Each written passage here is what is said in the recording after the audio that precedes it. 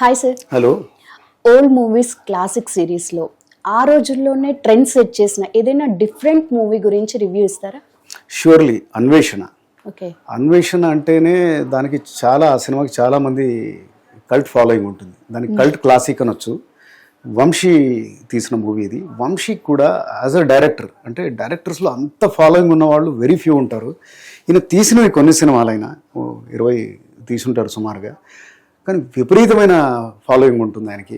ఈరోజు కూడా ఆయన సినిమాలు పదే పదే చూస్తూ ఉంటారు. వంశీ ఒక పెద్ద ట్రెండ్ సెటర్ అతనే. ఆయనకి ఇది 3వ సినిమా. ఆయన కె విశ్వనాథ్ గారికి అసిస్టెంట్గా చేశారు. శంకరాభరణం సినిమా కూడా ఈయనే assistant director. So Vamsi is a movie lover. ఆయన ఇంటర్నేషనల్ మూవీస్ అన్నిటిని కూడా బాగా స్టడీ చేశారు. ఆ మేకింగ్ మీద కూడా చాలా పుస్తకాలు అవి రాస్తూ ఉంటారు, లైటింగ్, ఎడిటింగ్, అది ఇదంతా కూడా. అయితే ఇది ఒక కొత్త ఒరవడి తెచ్చారనమాట. ఈ సినిమా మీరు చూస్తే ఈ రోజు కూడా మీరు ఏదో పాత సినిమా చూసిన ఫీలింగ్ రాదు. అట్లా ఉంటుంది ఆ ఫోటోగ్రఫీ కానీ, ఎడిటింగ్ కానీ.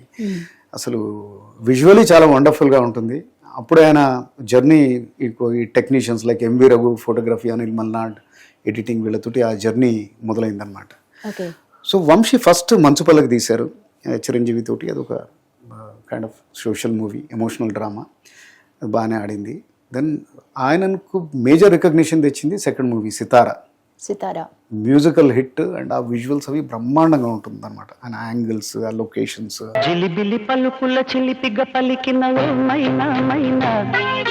భానుప్రియాకి ఫస్ట్ పిక్చర్ అది.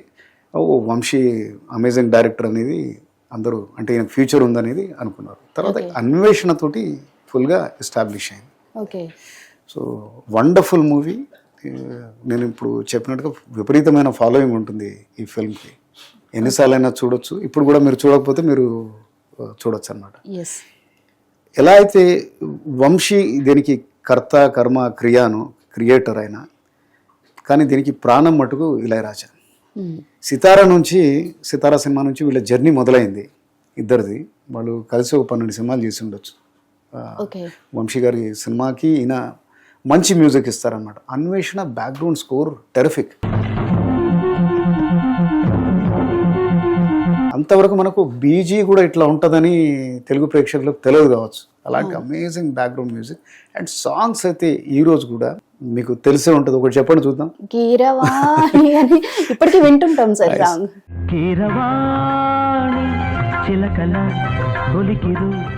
అయితే ఏ ఆర్కెస్ట్రా తీసుకోండి, ఎక్కడ చూడండి, ఈ రోజు కూడా FM లో ఏదో ఒక ఛానల్లో వస్తూ ఉంటుంది. కీరవాణి అనే సాంగ్ అల్టిమేట్, అది చాలా పాపులర్. అట్లనే వేరే సాంగ్స్ అని కూడా, ఎదలో లయ,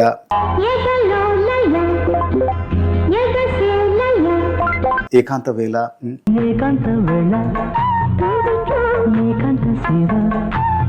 ఇలలో కలిసే శిథిలాకాశం,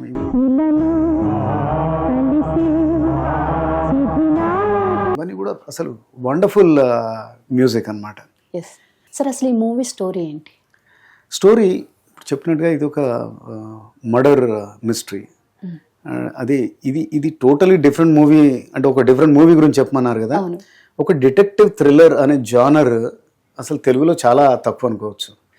ఈ సినిమా వచ్చేంత వరకు ఈ రేంజ్లో అలాంటి సినిమా తీసిందైతే లేదు నాకు తెలిసి. పాతకాలం లేవు, అవే కళ్ళు అలాంటివేవో some kind of thriller movies, detective thriller movies అవి వచ్చాయి. కానీ ఈ లెవెల్లో అంటే అంత గట్టిగా స్టోరీ, స్క్రీన్ ప్లే వంశీ మళ్ళీ చాలా బాగా రాశారనమాట. మూవీ కూడా ఫారెస్ట్లో ఉంటుంది. మొత్తం అడవిలో ఉంటుంది. మీరు ఆ కీరవాణి సాంగ్లోనే ఆ బర్డ్స్, అడవి అవి ఇవన్నీ కూడా చూడొచ్చు అనమాట. ఫారెస్ట్ని ఆనుకొని ఉన్న ఒక విలేజ్లో కొందరు మనుషులు ఏదో జంతువు వాతబడి చనిపోతుంటారు అనమాట. ఎవరు వాళ్ళని చంపుతున్నారు అంటే ఒక పులి చంపుతున్నట్టుగా అనుకుంటారనమాట అందరు. సో ఆ చిక్కుముడిని విప్పడానికి ఇద్దరు వస్తారు. ఒక ఆమెనేమో ఆర్నిథాలజిస్ట్, అంటే బర్డ్స్ గురించి స్టడీ చేసేది భానుప్రియ. ఆమె సత్యనారాయణ, అక్కడ ఉన్న లోకల్ జమీందార్ లాంటి మనిషి, పెద్ద మనిషి. ఆయన ఆత్మకథ రాయడానికి ఆమె వస్తుంది. ఒక అండర్ కవర్ పోలీస్ ఆఫీసర్గా కార్తీక్ వస్తాడనమాట ఇది ఛేదించడానికి. వాళ్ళు ఎట్లా కనుక్కుంటారు ఏంటి అనేది పిక్చర్. సో మీరు అన్నట్టుగా ఇదంతా ఫారెస్ట్లో, తలకోన ఫారెస్ట్లో తీశారు. అది కూడా చాలా కష్టపడి ఆ రోజుల్లో, బికాస్ ట్రావెల్, లొకేషన్స్ కొద్దిగా రిస్కీ లొకేషన్స్లో కూడా వీళ్ళు షూట్ చేశారు. సో మొత్తానికి ఎవరన్నా చూడలేదు అంటే ఇది తప్పకుండా చూడాల్సిన సినిమా. అండ్ వంశీ గారి మీద ఒక కంప్లైంట్ ఉంటుంది అందరికీ, ఇలాంటి సినిమా ఆయన మళ్ళీ చేయలేదు. దీని తర్వాత అన్నీ ఆయన కామెడీ సినిమాలే చేశారు ఎక్కువగా, కామెడీ బ్యాక్డ్రాప్లు. ఇది లేడీస్ టైలర్, ఏప్రిల్ 1 విడుదల, అవును వాళ్ళిద్దరు ఇష్టపడ్డారు, ఇలాంటి సినిమాలే చేశారు. కానీ సమం ఆయనను అడిగారు కూడా పర్సనల్గా, ఆయన చేస్తారేమో, ఆయన అట్లాంటి సినిమా చేయాలని అందరూ ప్రేక్షకులు ఎదురు చూస్తూ ఉంటారు. Yes, right. Thank you sir. Pleasure.